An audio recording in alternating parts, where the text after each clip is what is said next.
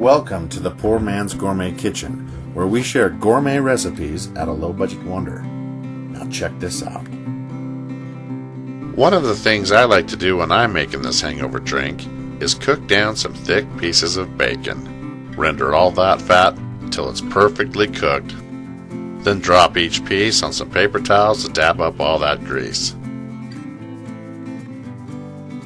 Now I'm just going to chop off the root end of a full stick of celery.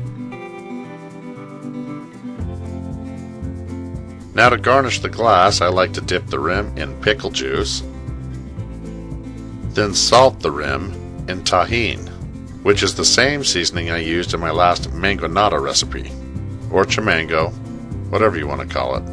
But this is perfect. Now all you got to do is add some ice. Now add your vodka. And instead of measuring, I usually eyeball about a quarter of the glass. Then fill the rest up with a nice, thick Bloody Mary mix. And I go bold and spicy, which I'll talk about in the blog. Now just give it a quick stir.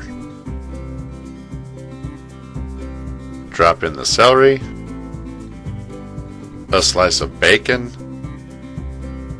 and how about a couple cheeseburger sliders? I mean, if you're going to have one, you might as well have two, right?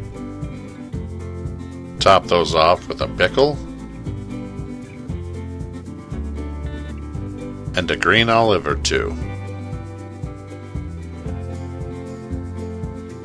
And there you have it. Bloody Mary, right here in the Poor Man's Gourmet Kitchen. Thank you for watching, and be sure to stop by PoorMansGourmetKitchen.com for more recipes and exact ingredients.